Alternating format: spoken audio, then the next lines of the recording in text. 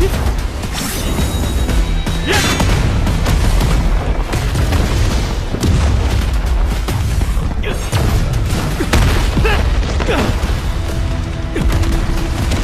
的灵力已经所剩无几了吧？彼此彼此。没想到我竟会被他逼到极限。Hello guys, balik lagi sama Gofreng. Gimana kabar kalian? Baik-baik aja ya kan? Di video kali ini kita akan kembali melanjutkan pembahasan rekap alur cerita Donghua Throne of Steel alias Perjalanan Putra Cahaya Long Hao Chen. Buat teman-teman yang baru gabung, Mimin saranin nonton dulu pembahasan bagian sebelumnya supaya kalian gak gagal paham. Linknya ada di kolom deskripsi ya guys ya. Oke lah, nggak usah lama-lama lagi, langsung aja cari posisi rebahan yang paling nyaman. Inilah waktunya kita baku hantam.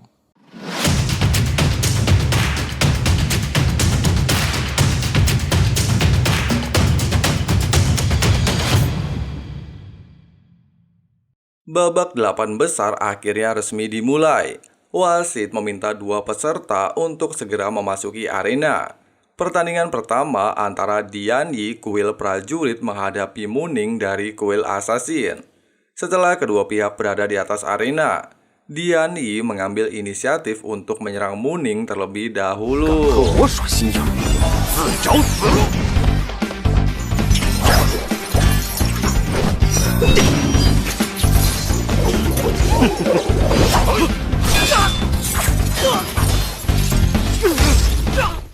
Pada awalnya, Dian Yi sangat percaya diri sudah mengalahkan Muning dengan tekniknya. Tapi sayang, dugaannya itu salah total.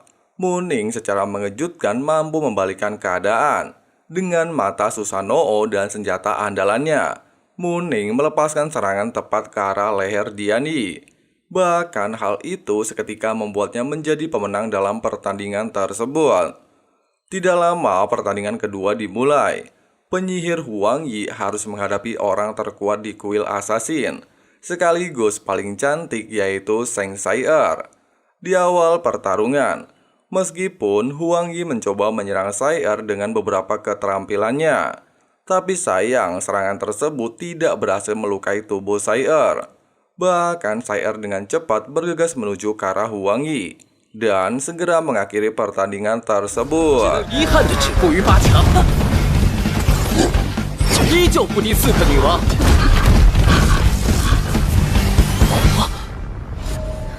Setelah Sai-er dinyatakan sebagai pemenang, pertandingan ketiga secara bersamaan diumumkan. Long Hao Chen akan menghadapi Liao Yu dari kuil Summoner. Baru saja dimulai, Liao Yu secara mengejutkan menggunakan teknik pemanggilan dengan seluruh kekuatan spiritualnya, bahkan mampu memanggil seekor burung vermilion. Nah, kalau kalian masih ingat, ini keterampilan yang dia dapatkan dari cermin wajah. Meski teknik tersebut hanyalah sebuah proyeksi dari burung vermilion, tapi daya serangannya setara dengan seorang kesatria tingkat 7 yang bisa digunakan dalam satu kali serangan penuh. Melihat serangan itu tepat menuju ke arahnya, Long Hao Chen justru berniat menahan serangan tersebut dan menggunakan armor suci untuk melindungi tubuhnya dari burung vermilion.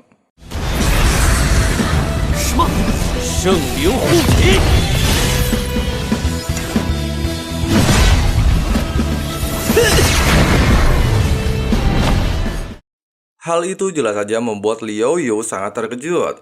Bagaimana mungkin serangan terkuatnya mampu dihentikan dengan sangat mudah? Hao Chen menegaskan, armor suci miliknya memiliki daya tahan overpower kebal terhadap segala jenis teknik api. Bede, jagoan ahing nih cok.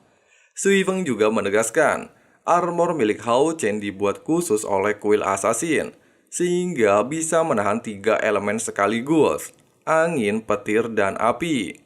Terlebih lagi, serangan yang dilepaskan Liao Yu hanyalah sebuah proyeksi yang tidak mungkin bisa menembus pertahanan armor suci. Mendengarkan hal itu, Lin Chen memberikan salam jempol kepada Sui Feng karena telah berhasil menciptakan sebuah benda langka. Setelah Long Hao Chen dinyatakan sebagai pemenangnya, wasit kembali mengumumkan jika pertandingan terakhir akan segera dimulai, di mana pertarungan derby kesatria antara Duan Yi melawan Yang Wenzo. Melihat jika Duan Yi tidak muncul di atas arena, jelas aja bikin seluruh penonton bersama para tetua terlihat bingung dengan bocah ini. Tapi tiba-tiba...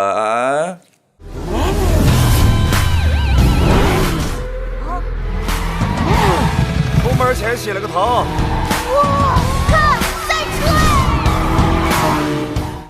Anjay, adu balap euy. Kukira baku hantam, ternyata anak jalanan ya kan?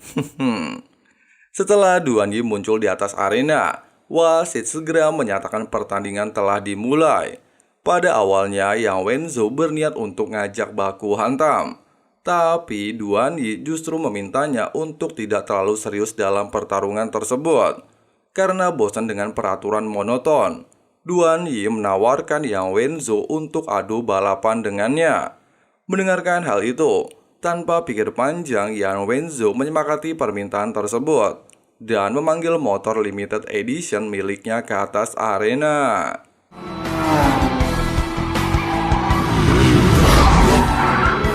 比赛车，这倒是稀奇。哗众取宠，挖孔雀。哇，快看，好帅啊！ Pada awalnya, tetua Han Xian sempat tidak setuju dengan keputusan mereka. Tapi Duan Yi menegaskan, selama kedua belah pihak sepakat, maka tidak menyalahi aturan kompetisi. Ya, hal itu membuat tetua Han Xian mau tidak mau harus menyetujui permintaan mereka. Bahkan seluruh penonton yang melihat hal itu dibuat sangat bersemangat untuk menyaksikan pertandingan adu balap. Singkatnya, setelah melakukan diskusi bersama Lin Chen, tetua Han Xian menyepakati permintaan mereka, serta mengeluarkan jalur sirkuit untuk bertanding, dan menjelaskan aturan pertandingan. Siapapun yang mencapai garis finish lebih awal, maka orang tersebut dinyatakan sebagai pemenang. Dan jika mereka berdua gagal melewati garis finish, akan didiskualifikasi dalam 4 besar. Kemudian pertandingan ronde terakhir resmi dimulai. Balapan sengit bagaikan Rossi dan Marquez saling mereka tunjukkan. Duan Yi bahkan sangat percaya diri bisa mengalahkan Wenzo di pertandingan kali ini. Dia bilang kalau bertarung dia tidak memiliki peluang untuk mengalahkan Wenzo. Tapi kalau balapan, dia tidak pernah takut kepada siapapun. Terlebih lagi sepanjang hidupnya, Duan Yi dikatakan lebih banyak menghabiskan waktunya untuk melakukan balapan, sehingga dia memiliki pengalaman cukup baik dalam hal mengendarai binatang tunggangan menjadi sebuah motor. Widih, anak jalanan ini, cok.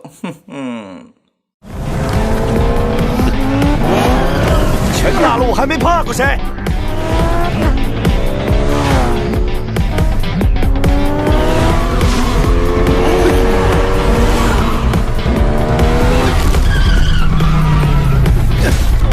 跟我比，还差点儿。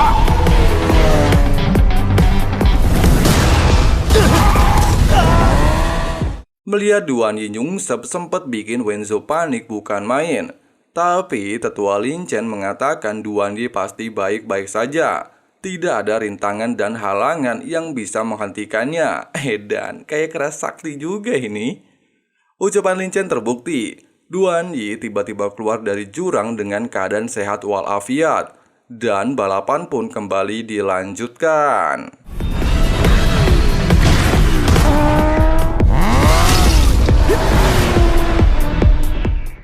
Semakin lama balapan berlangsung, batu meteor semakin banyak berjatuhan ke arah mereka. Tidak lain hal ini disebabkan oleh tetua Lin Chen, sehingga balapan mereka berdua bisa terlihat sedikit dramatis. Meski hal tersebut sedikit mengejutkan Wenzo, tapi tidak untuk Duan Yi. Dia bilang meteor-meteor ini tidak bisa menghentikannya, dan hanya menganggap meteor ini bagaikan batu kecil. Bahkan dia menunjukkan trik bermotor yang sangat mengesankan. Tiba-tiba jalanan yang mereka lalui tiba-tiba hancur berkeping-keping, sehingga tingkat kesulitan menjadi berlipat ganda. 我就知道那群老头子也是坏。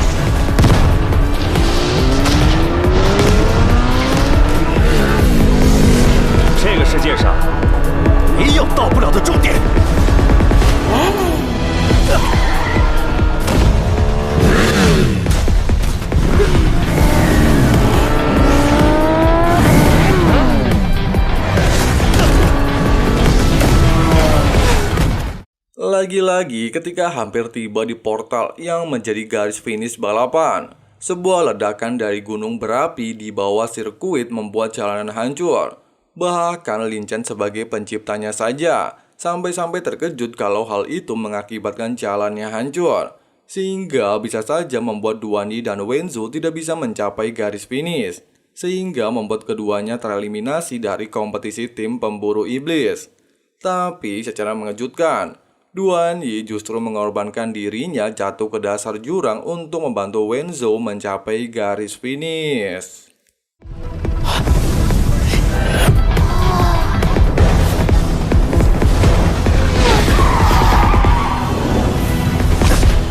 Setelah Wenzu dinyatakan sebagai pemenang balapan, Duan Yi menghampirinya. Bahkan terlihat ada sebuah ikatan persahabatan antara Wenzu dan Duan Yi. Dan ada salah satu junior yang Mimin gak tahu namanya juga menghampiri mereka. Dan ternyata di balik sikap angkuh Wenzu, dia masih memiliki rasa persahabatan. Kemenangan Wenzu juga membuat Lin Chen merasa lega. Jika keduanya gagal, maka dirinya pasti menjadi kambing hitam, orang yang menyebabkan dua kesatria berbakat dari kuil kesatria gagal. Kejadian ini menjadi penanda jika kompetisi babak 8 besar berakhir, dan terpilihlah 4 peserta untuk memasuki babak 4 besar, yang Wenzu kuil kesatria, Sai kuil assassin, Muning kuil assassin, dan Long Hao Chen kuil kesatria. Tapi siapa sangka ketika daftar peserta baru saja selesai diumumkan, Sai secara mengejutkan memutuskan mengundurkan diri dari kompetisi, bersedia berada di peringkat 4. Hal itu jelas saja membuat semua orang benar-benar terkejut dengan keputusan Sai. Mereka semua bertanya-tanya, apakah Sai melakukan hal itu untuk Long Hao Chen? Pasalnya, hanya 3 besar saja yang bisa memilih rekan satu tim nantinya. Maka Sai melakukan hal itu supaya Hao Chen bisa masuk ke 3 besar dan nantinya memilih dirinya menjadi rekan satu tim. Hui, trik yang sangat-sangat baik ya, Cok. 你之荣耀，即我之荣耀。可接下来的发展再次超过所有人的预料。 Pada awalnya, Yan Zi terlihat mempertanyakan keputusan Sai tersebut. Han Xian mengatakan kalau Sai pasti sudah mempertimbangkan hal tersebut. Sai melakukannya untuk membantu Hao Chen masuk ke dalam 3 besar, sehingga bisa memilihnya menjadi rekan satu tim. Hal itu membuat Yan Zi sedikit kesal. Sai rela melakukan hal tersebut hanya demi Hao Chen. Oleh sebab itu, jika Hao Chen berani mengecewakan Sai, maka kuil assassin tidak akan pernah melepaskannya. Han Xian kembali meyakinkan Yan Zi kalau Hao Chen adalah seorang kesatria yang selalu menepati janjinya. 还真是做了万全的准备呀！彩儿便止步前4，等待他来选择。他会遵守承诺吗？我答应你，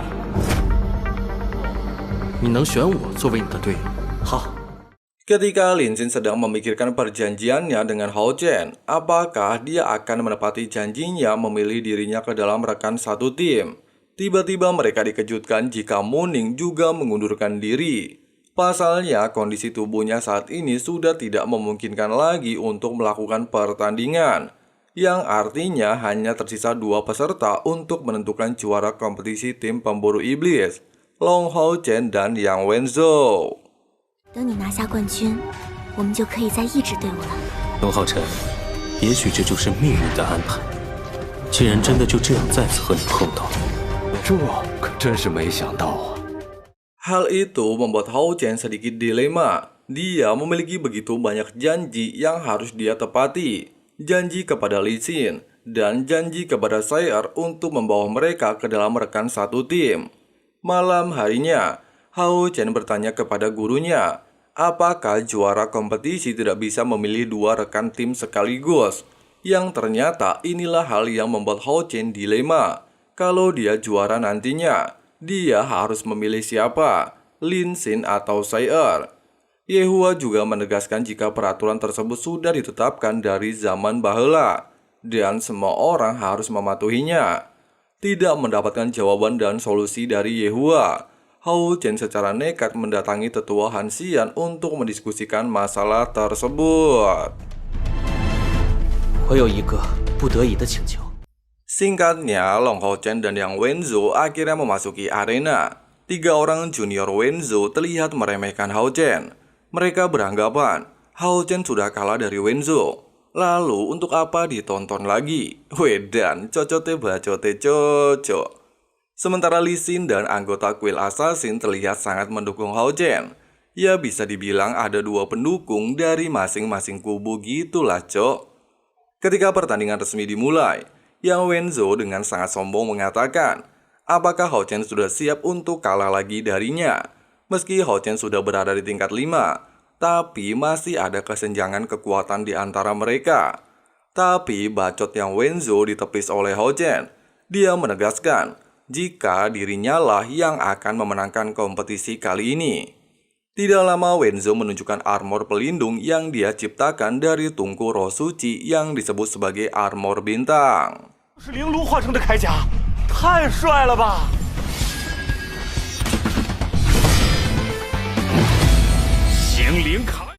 Tidak kalah hebat, Hao Chen juga menunjukkan armor roh suci miliknya. Tidak hanya itu, Hao Chen juga langsung mengeluarkan pedang teratai cahaya biru miliknya. Melihat sebuah pedang yang memiliki 2 energi naga ganda jelas saja menggemparkan arena.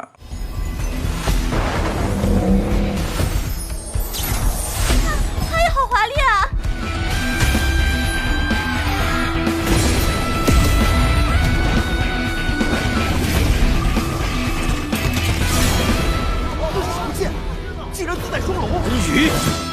光之芙蓉。 Para tetua tidak menyangka pedang ajaib yang sudah tertidur selama lebih dari 6.000 tahun terbangun, bahkan berada di tangan Long Hao Chen. Tetua Han Xian mengatakan, Hao Chen menggunakan kemampuannya sendiri untuk mendapatkan pengakuan dari pedang tersebut. Mereka juga tidak bisa menebak siapa yang akan menjadi pemenang pertandingan kali ini. Long Hao Chen memiliki pedang ajaib, sedangkan Yang Wenzo memiliki tungku roh bintang tingkat 10.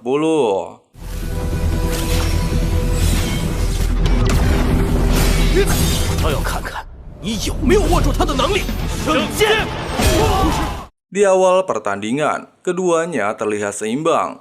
Pertarungan jarak dekat 2 orang kesatria penyerang benar-benar membuat seluruh penonton terpukau. Bahkan pedang ajaib milik Hao Chen mampu mengimbangi perbedaan energinya dengan Wenzo, sehingga bisa menutupi kesenjangan di antara mereka berdua.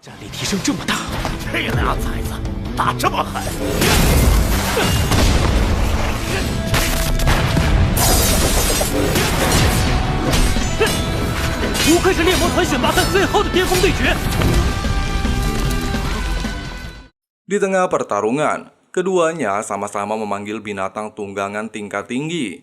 Tapi tiba-tiba... 我的妈呀！快看，那是什么？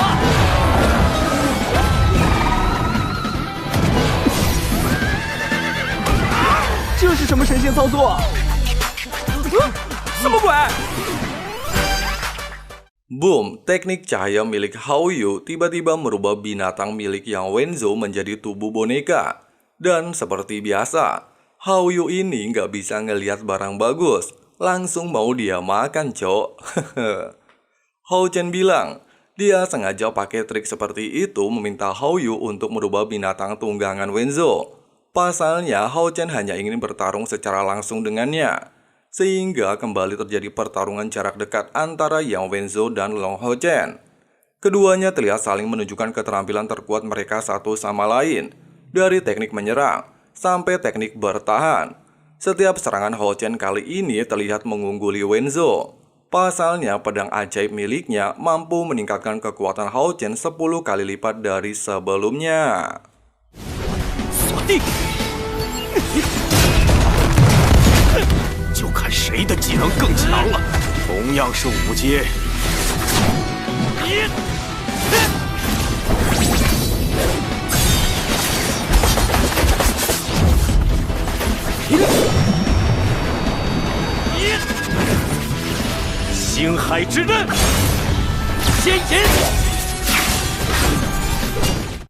Semua serangan yang dilepaskan Hao Chen terlihat mampu diblokir oleh Yang Wenzo. Bahkan dia beranggapan teknik Hao Chen sangat membosankan. Tapi tiba-tiba 这俩兔崽子这么拼命，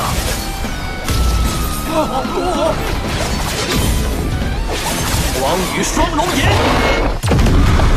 断了！那台居然被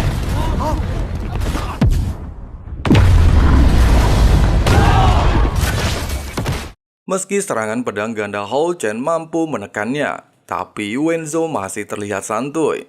Dia bilang pertarungan sesungguhnya baru saja dimulai. Bahkan puing-puing reruntuhan arena menjadi arena pertarungan mereka saat ini.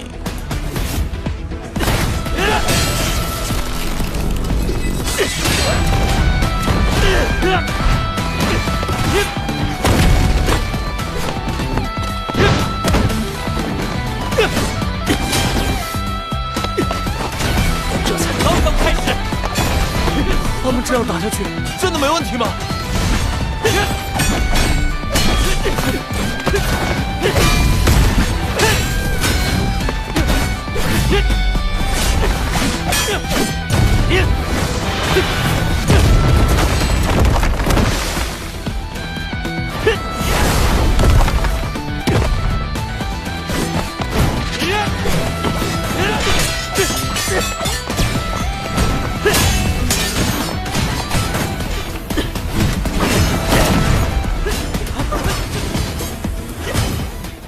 ？Di tempat ini, Hao Chen terlihat sangat brutal terus-menerus menyerang Wenzo tanpa henti.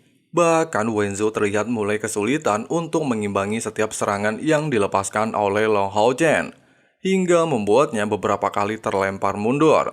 Meski energi spiritual kedua orang ini sudah berada di ambang batas, tapi keduanya masih mampu menunjukkan pertarungan epik, layak disebut derby kesatria jenius.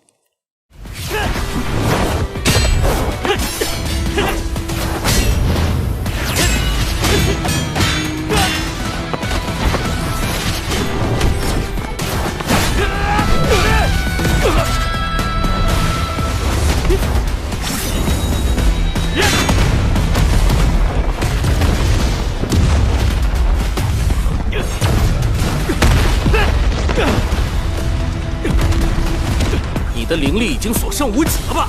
彼此彼此，没想到我竟会被他逼到极限。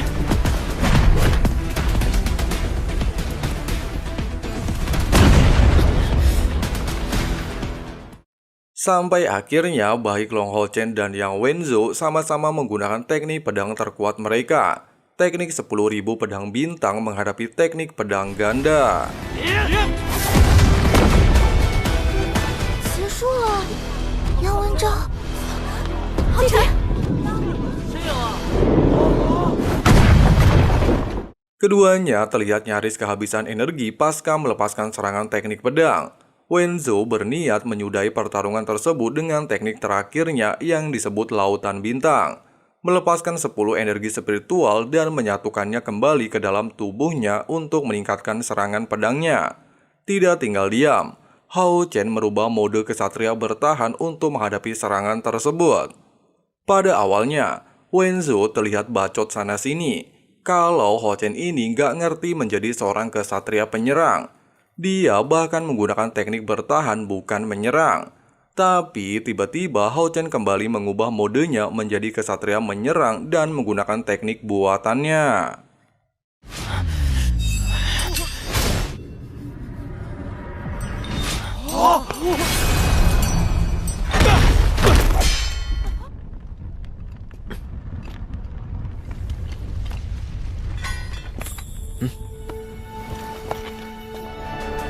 当之无愧的第一人，居然击败了整个骑士殿最优秀的天才！刚才那是什么招式啊？居然把杨文昭都击败了！杨文昭居然认输了，他可从未败过。" Hasil pertandingan tersebut membuat Yang Wenzo tersadar kalau Hao Chen memanglah layak menjadi putra dari Long Xingyu. Bahkan dia mampu menciptakan sebuah teknik baru dari cincin warisan, yang menandakan kalau Hao Chen sudah memiliki jalannya sendiri sebagai seorang kesatria ganda. Mereka berdua akhirnya sama-sama mengakui kehebatan satu sama lain. Baik Hao Chen bisa sampai ke titik ini berkat Wenzo. Begitu juga sebaliknya. Ya bisa dibilang mereka saat ini disebut sebagai rival abadi, kayak Naruto dan Sasuke gitulah cok. Singkat cerita, 3 orang teratas dalam kompetisi pemburu iblis sudah terpilih. Muning peringkat ketiga, Wenzo peringkat kedua, dan Long Hao-chen peringkat pertama. Ketiga orang ini akan menjadi harapan umat manusia di masa depan untuk memberantas para iblis. 你们作为整个联盟的荣耀，感谢你们用一场精彩的比赛。杨文章，让你嘚瑟，输了吧？弟弟好棒！ Han Xian kemudian meminta ketiga teratas untuk memilih rekan satu tim dari 60 peserta teratas. Dan Long Hao-chen menjadi orang pertama untuk menentukan timnya.